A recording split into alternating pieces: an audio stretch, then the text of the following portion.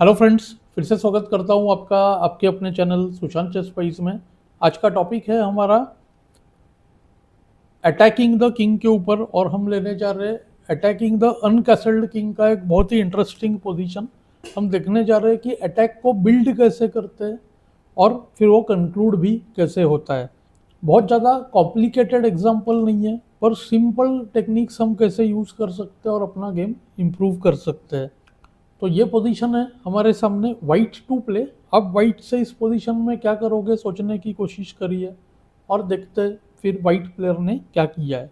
तो अगर हम पोजीशन को एसेस करने की कोशिश करें तो हमें पता चल रहा है किंग वीक है, इस रूक के लाइन में पड़ रहा है किंग। और देखो आप बाकी पीसेस भी, बिशप जो है देखिए G6 पर अटैक कर रहा है। क्वीन का देखिए दो इंपॉर्टेंट जगहों पर कंट्रोल है, एक H4 पर और एक पूरा लाइन E7 तक। तो क्वीन का पोजीशन भी बहुत बढ़िया है। ये बिशप को हम नाइट से जब चाहे डिस्ट्रॉय कर सकते हैं। प्रॉब्लम जो है वाइट का, ये बिशप और ये रूक। तो बहुत ही ऑब्वियस यहाँ पे जो कैंडिडेट मूव निकल के आ रहा है वो देखिए F5। दो तीन मूव है जो सोचने ही चाहिए। एक देखिए नाइट E5 भी है, जिसमें देखिए FE, उसको F टेक C5, उसको KG8 के बाद देखिए बिशप G5। ये भी बहुत ही इंटरेस्टिंग पोजीशन है। विनिंग हम नहीं कहेंगे, पर यह पोजीशन बहुत अच्छा है। पर गेम में वाइट प्लेयर ने एकदम सिंपल तरह से अटैक को कंक्लूड किया। उसने देखिए एक ही मूव से दो पीसेस को एक्टिवेट किया। एक तो इस बिशप को हम देख रहे हैं ओपन करना है, और दूसरा इस रूक को ओपन करना है।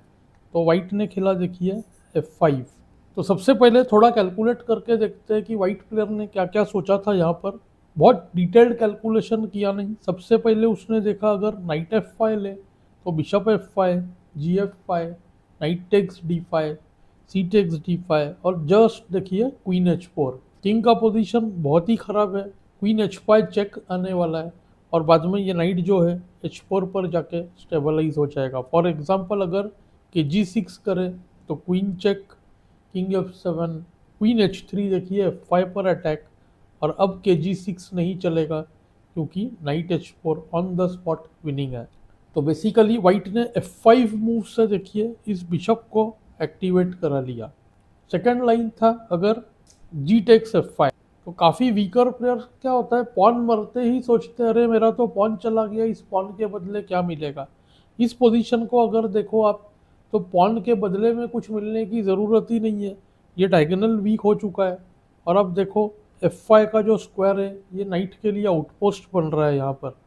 तो ऑफ कोर्स वाइट देखिए ND5 पहले बिशप को ले लेगा, और CD करे या ND5 दोनों ही केस में क्वीन H4। देखो फिर से प्रॉब्लम क्या है, ये बिशप अब ओपन हो चुका है, हाँ रूक ओपन हो चुका है, यानी कि अब कोई ना कोई पॉइंट पे क्वीन H5 चेक, हाँ F5 का पॉइंट चला जाएगा, और फिर नाइट E5 मिल जाएगा वाइट को, या तो नाइट G5 मिल जाएगा, ये दोनों में से एक। तो ये पोजीशन वाइट का देखिए इजीली, देखिए हम देख सकते हैं कि फील कर सकते हैं कि ये पोजीशन विनिंग है।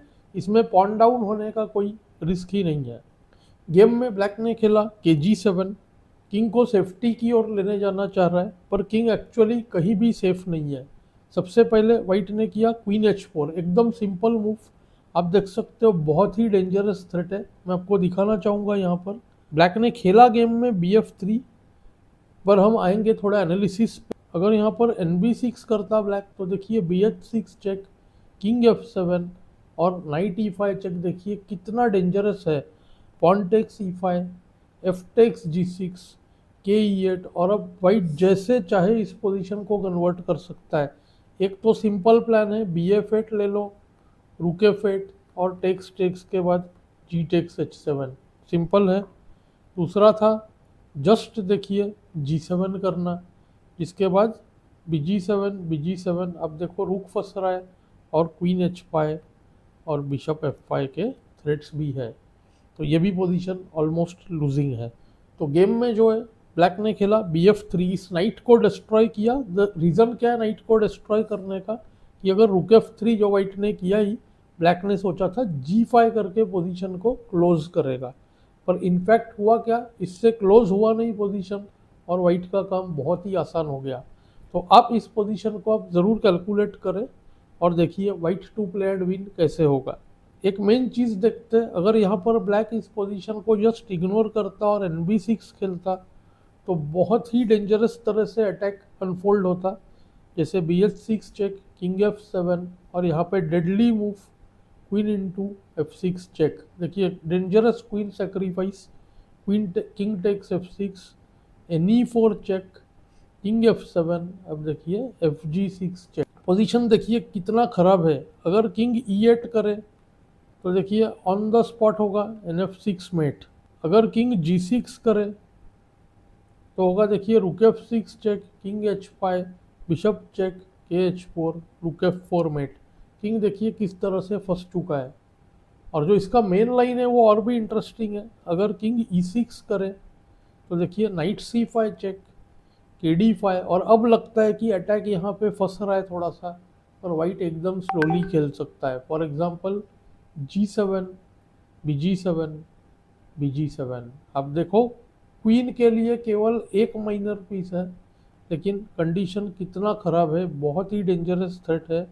बिशप E4 करना और किंग C4 के बाद देखिए आप रुक C1 के बाद फोर्स मेट हो जाएगा, यानी कि वाइट इस पोजीशन में देखिए विनिंग है।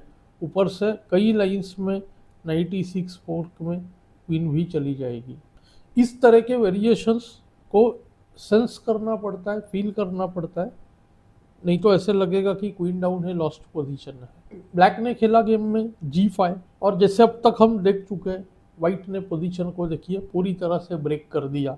ऑब्वियस मूव BG5 मेरे ख्याल से आपने ढूंढा ही होगा। Pawn takes, queen takes, king F7 लगभग फोर्स्ड, NG6 मुझे लग रहा था बेस्ट ऑप्शन था ब्लैक के लिए, पर यहाँ पे क्वीन D8 काफ़ी लोग बताते हैं, टेक्स टेक्स FG विनिंग है पर काफ़ी स्लो है। यहाँ पर बहुत ही स्ट्रांग मूव था क्वीन E3। इस तरह के मूव्स ढूंढना थोड़ा मुश्किल होता है, पर आप देखो गेम ओवर है। क्यों? पहले तो देखिए नाइट अटैक्ड है, दूसरा आप देख सकते हो कि F6 और F7 चेक चेक से होगा, जो पोजीशन को विनिंग बनाएगा। तो ब्लैक ने खेला किंग F7, किंग F7 के बाद queen H5 check, almost game over. यहाँ पर ब्लैक ने गेम में KG7 खेला था, अगर किंग F6 करता तो नाइट E4 चेक, KG7, अब देखिए फोर्स मेट होने वाला है, RG3 चेक, NG6, और आपने ढूंढा ही होगा रुक G6 check, on the spot losing HG QG6 checkmate.